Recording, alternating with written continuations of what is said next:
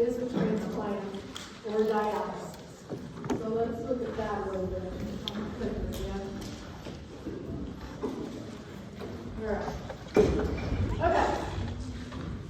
Going back to risk factors, so when you're doing health fairs and out there in the community talking, maybe guest lecturing, talking to some little ladies at church, whatever it is that you're doing, diabetes, anybody that's diabetic, you know they gotta have tight control. And when you're in Nursing 101, you're like, okay, that's the education I'm giving my patient, but now you're starting to see why and what are the effects of someone that has poorly managed diabetes, you know, as part of one of their comorbidities. High blood pressure, same thing. If it's not managed well, then they get into trouble. Those kidneys get into trouble eventually. Obesity, tobacco, that's just not good for anybody, right? And then age does play a part. But some of your symptoms, your patients are going to have their renal failure. You know, they've got that low energy level. They've got maybe some dyspnea because the heart's not working well. Now the lungs aren't working well. Things back up. Dysrhythmias happen. Patients don't feel well. Low back pain from all those electrolytes, all those collections of the solutes in the kidneys that aren't able to get out. All right. When we were looking at that GFR rate, here it is illustrated a little different, but to remind you now, you'll see in your patient's histories, H&P or documentation or new diagnoses, they'll stage it. And so we were looking at that 15 being a patient who's in trouble, right? There's not much left or function at all. And here you go. This is how much the kidney is working. If it's 15% on down to 0. So you will see, like I said, a tiny bit of urine. You might have a patient that gives you 20 or 30 mLs a day. But we got to get the rest of it off.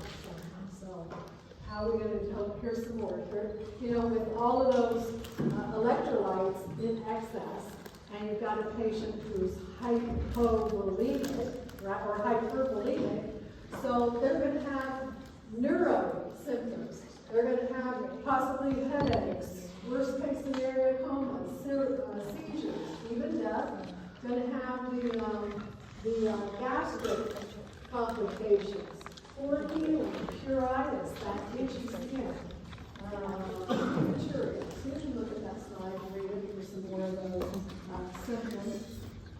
So let's talk about dialysis first, and then we'll talk about kidney transplant here in just a moment or two. This slide, just a reminder, it doesn't really matter the patient, whether they're in acute kidney failure or a chronic kidney failure. Those symptoms are still pretty much the same. You're still going to see your patient with edema. So we're going to be monitoring that edema. And remember, it's dependent edema. So if you've got a patient that's just lying in bed, maybe they're on this side, lying in bed, you're not going to be finding a patient that has 2+ in their legs and lesser maybe in their upper extremities. That'd be someone sitting in a chair. Where are you going to see the edema? Someone laying on their left side. It's going to be on the left side. It's going to be in the thigh. It's going to be in that abdominal area. It's going to be on that side of the leg, that shoulder. Have you seen those patients yet, you guys?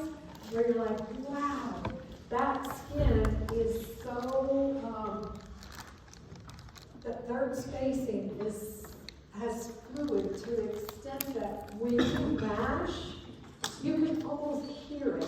You know how you get a dish sponge, and when you mash, it's kind of, that's what their skin looks and feels like when they have that fluid overload and that dependent edema to that extreme.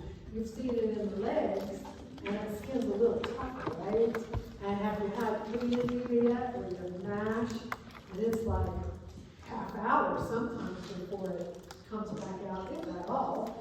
And just how, I know you do this, but how fast can someone go from not having a change to like what's the well, if you're someone that has low cardiac function, it can be depending on what are the fluids, what's happening. Are they getting IV fluids? Do you have a kidney failure? What's going to take 24 hours? And they get into some serious complications, serious trouble. Yeah. All right. Pretty high blood pressure, headaches or confusion, really what's the difference, still having some neuro involvement. So I just wanted to side by side for you to see it, really well the same. Here's just a cool electrolyte cheat sheet. If you've got one, feel free to use it. Because for this slide, I'd like you to, as quick as we can, because I don't have a lot of time, and I'm not trying to stall and quit talking.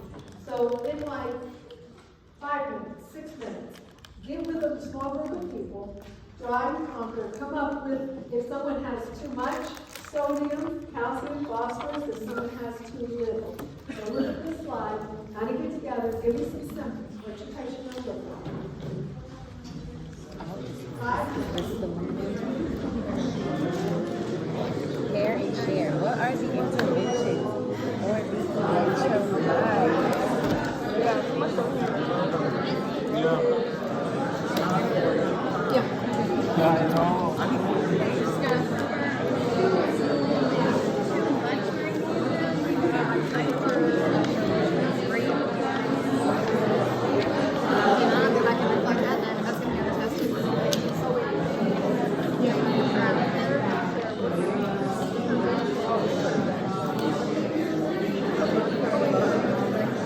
Oh, what are the interventions?